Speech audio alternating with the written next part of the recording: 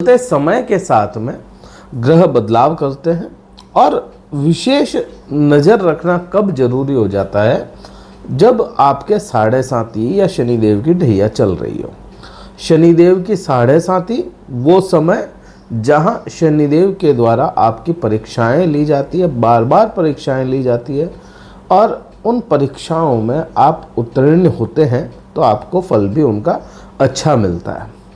बात अपन 2025 की करें अगर तो 6 महीने बीत चुके और 6 महीनों में शुरुआती जो 6 महीने थे उसमें बहुत बड़े बदलाव आपको देखने को नहीं मिले। क्यों नहीं मिले? क्योंकि 4 ग्रह बहुत महत्वपूर्ण होते हैं लंबे समय की गणना करने के लिए और उन्हीं 4 ग्रहों के परिवर्तन तो इन शुरुआती 6 महीनों में हो गए, लेकिन वह बलवान अवस्था में नहीं पहुंचे थे या बलवान अवस्था को प्राप्त नहीं किए। शनिदेव का परिवर्तन 29 मार्च को हुआ। जो 29 मार्च को शनिदेव का परिवर्तन हुआ तो शनिदेव को बल प्राप्त करते करते मई महीना मध्य तक पहुंच गया। अब शनिदेव आपके सेकंड हाउस या कहूँ कि शनि साढ़े साथी के अंतिम चरण में प्रवेश करके बलवान अवस्था को प्राप्त हो चुके हैं। राहु ग्रह कुंभ राशि के लिए खुद की ही राशि में बैठे हैं तो यहाँ पे राहु के प्रभाव आप पे अधिक होंगे, बृहस्पति के प्रभाव अधिक होंगे और केतु के तो प्रभाव बिल्कुल ही हटके हो जाते हैं। सबसे पहले शनिदेव की ही बात करूं। अमूमन साढ़े साथी के अंतिम चरण में शनिदेव अच्छे प्रभाव देते हैं, अमूमन ऐसा देखा गया। आपके साथ में क्या प्रभाव आएंगे जब शनिदेव अभी बलवान अवस्था को प्राप्त हो गए, आने वाले कुछ दिनों में शनिदेव वक्र अवस्था को प्राप्त करेंगे और निरंतर ये क्रम चलता चला जाएगा। अंतिम के जो 6 महीने बचे हैं इसमें आपके वाणी पे विशेष प्रभाव देखने को मिलेगा क्योंकि शनिदेव द्वितीय भाव में है। आपकी ईटिंग हैबिट्स में परिवर्तन आप महसूस करेंगे, बदलाव देखेंगे। जो चीज़ें आपको सही नहीं लगती थी खाने पीने में भी वहाँ पे भी आपको परिवर्तन देखने को मिलेगा। किसी की ईटिंग हैबिट्स सुधर सकती है, किसी की बिगड़ सकती है। क्योंकि सुधरने का सुधर क्यों सकती है उसको देखोगे तो राशि स्वामी खुद वहाँ पे विराजमान हो गए और राहु जैसा ग्रह जो बिगाड़ भी देता है वह यहाँ से निकल गया है और आपके लग्न भाव में, राशि भाव में आ गया तो ईटिंग हैबिट सुधरने के योग अधिक बनते हैं। धन संचित करने का भाव भी दूसरा ही भाव माना गया है। अब यहाँ पे शनिदेव जैसे ग्रह बैठेंगे तो यह प्रभाव अपने उसी प्रकार से लेकर के आएंगे। शनिदेव यहाँ पे आपको लाभ दिलाते हैं और धन को संचित करने के रास्ते भी बताते हैं। लाभ क्यों दिलाते हैं वो अगर समझें तो वो आगे बताता हूँ, दृष्टियों में आपको समझ में आएगा। अब यहाँ पे शनिदेव दूसरे भाव में आपके कुटुंब को भी रिप्रेजेंट करेंगे। कुटुंब के साथ में अगर किसी भी प्रकार की समस्या लंबे समय से बनी हुई थी तो यह शनिदेव आपको इन समस्याओं से निजात पाने के रास्ते दिखाते हुए नजर आएंगे। तो ये प्रभाव शनिदेव के बड़े आप पे आने लग जाएंगे। दूसरा, शनिदेव के पास में दृष्टियाँ बहुत महत्वपूर्ण है।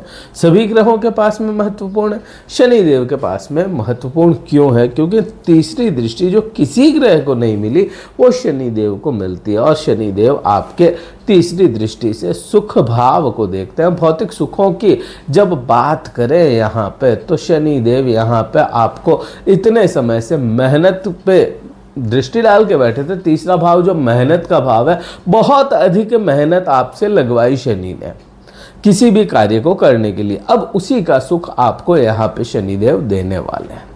भौतिक सुखों में वाहन, मकान, गाड़ी या ऑर्नामेंट्स, आपके माता का सुख, खेत खलिहान, ऐसा कोई सुख जिसमें आप पैसा भी खर्च करें और उसका सुख भी भोगें, वो चीज़ें यहाँ पे शनिदेव अपने को दिखाते हुए नजर आते हैं। तो यह प्रभाव आप पे बड़े देखने को मिलेंगे। शनिदेव की 7वीं दृष्टि की जब बात करेंगे तो शनिदेव की 7वीं दृष्टि आपके अष्टम भाव पे है। अब साढ़े साथी चल रही हो और गुप्त शत्रु ना बने हो, ऐसा तो हो ही नहीं सकता और उन्हीं गुप्त शत्रुओं पे अपने प्रभाव जमाने का यह समय होगा। यहाँ पे शनिदेव आपको कई प्रकार के रहस्यों से जोड़ने का भी काम करेंगे और कई प्रकार के रहस्य उजागर भी होते चले जाएंगे। आस्तीन के जो सांप होते हैं जिनको अपन दुश्मन कहते हैं ना, कुछ ऐसे दुश्मन जो अपने को पता है कि हाँ ये अपने दुश्मन है, फिर भी उन्हें गले लगा करके रखना पड़ता है, जिनको आस्तीन का सांप ही मैं कहना उचित समझूंगा। आस्तीन के सांप जो होंगे वह भी आपका बुरा नहीं कर पाएंगे इस समय में, क्योंकि गुप्त है वो। चाहे अपने को पता है लेकिन छुपे हुए तो वो उनकी नज़रों में तो गुप्त ही है वो। तो ये इस प्रकार से आप पे प्रभाव देखने को मिलेंगे। लंबी दूरी की यात्राएं यह दे सकता है और विशेषकर से धर्म की यात्राएं, धार्मिक यात्राएं भी यह प्रभाव अपने को देखने को मिलेंगे। मैंने धन संचय की बात की कि शनिदेव धन संचित करवा सकते हैं। क्यों करवा सकते हैं? क्योंकि शनिदेव की जो 10वीं दृष्टि है वो बहुत बहुत महत्वपूर्ण हो जाती है। बहुत महत्वपूर्ण क्यों हो जाती है? शनिदेव की 10वीं दृष्टि आपके 11वें भाव पे जाएगी, जहां आप अपने कर्म करके लाभ लेते हैं या किसी भी प्रकार का कोई लाभ है, वहां पे शनिदेव की दृष्टि है। और वहीं पे बृहस्पति ग्रह की भी दृष्टि है, जो बृहस्पति इसी राशि का 11वें भाव की जो आपकी राशि बनती है उसी का स्वामी है। उसी की दृष्टि होना अति शुभ योग बनाता है। प्लस यहाँ पे आप देखेंगे केतु की भी दृष्टि है। आप समझें इस चीज को, कोई भी ग्रह अपने बेसिक नेचर को कभी नहीं छोड़ता। जैसे शनिदेव का बेसिक नेचर क्या है?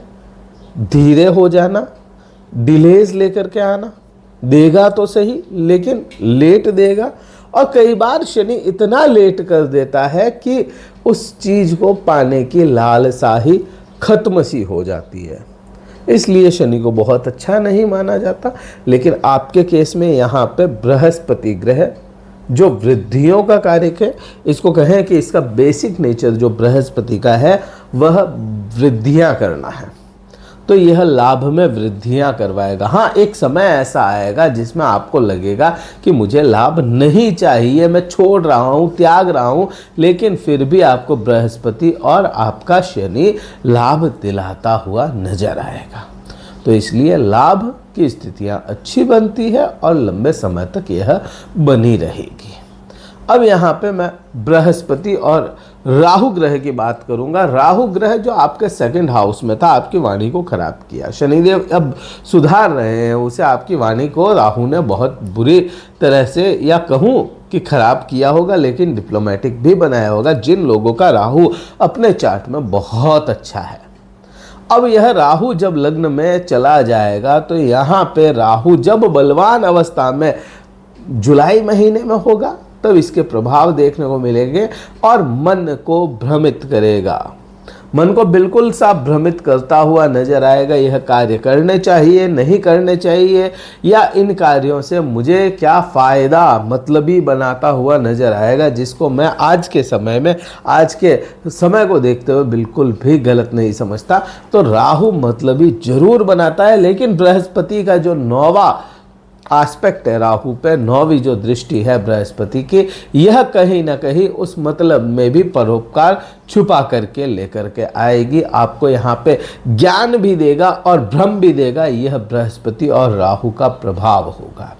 अगर इसे समझ लिया जाए, मैं कहूँ परोपकार की तरफ इसको घुमा दिया जाए, तो यह प्रभाव बहुत अच्छे होंगे। परोपकार तो होंगे ही होंगे, लेकिन खुद के लिए भी बहुत अधिक बेनिफिट लेकर के यह आएगा।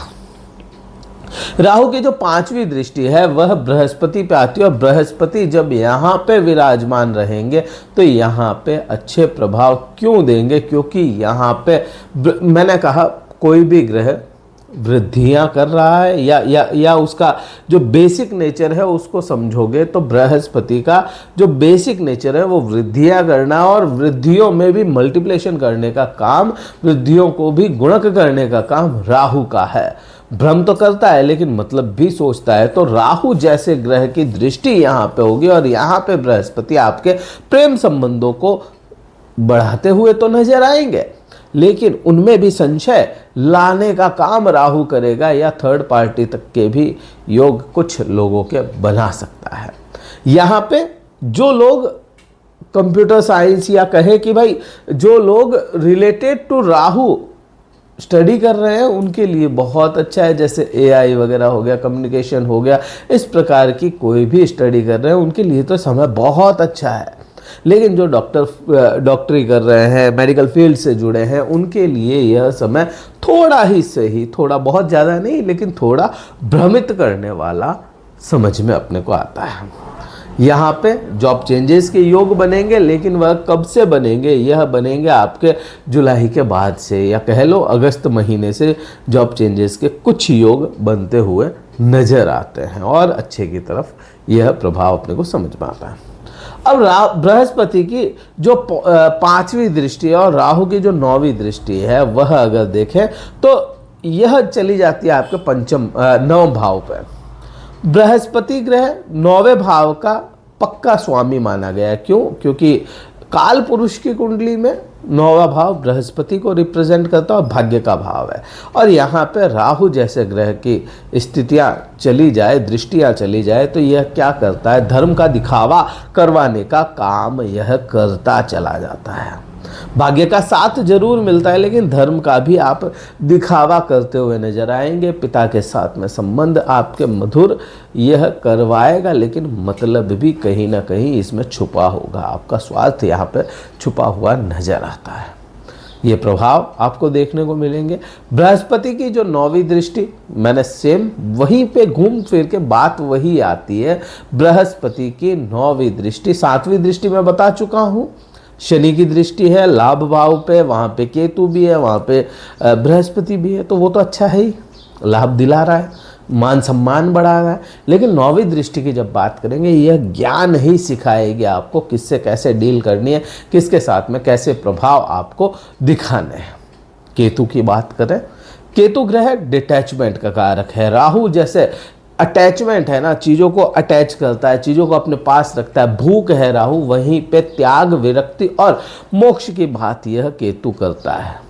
डिटैच करता है, सेपरेट करता है। यह अगर 7वें भाव में बैठेगा तो यहाँ पे पति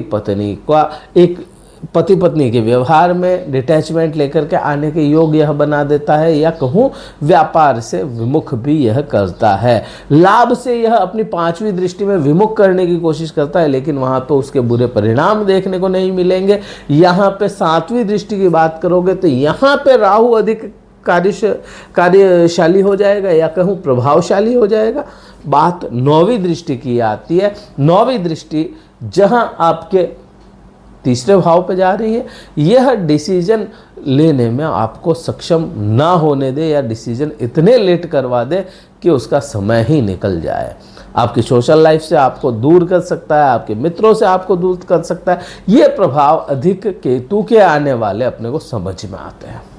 क्या उपाय किया जाए इस पूरे ही समय में? शनि चालीसा का पाठ किया जाए संध्या समय में, तो बहुत अच्छे परिणाम आपको देखने को मिलेंगे। ये वीडियो कहीं अच्छा लगे लाइक कीजिएगा, शेयर कीजिएगा, सब्सक्राइब जरूर कीजिएगा चैनल को। और अगर कुंडली विश्लेषण करवाना चाहते हैं तो डिस्क्रिप्शन में कार्यालय के नंबर दिए गए हैं, व्हाट्सएप मैसेज द्वारा संपर्क करके आप अपना स्लॉट बुक करवा के मुझसे बात कर सकते हैं। इस वीडियो में इतना ही था। जय हिंद, वंदे मातरम, भारत माता की जय।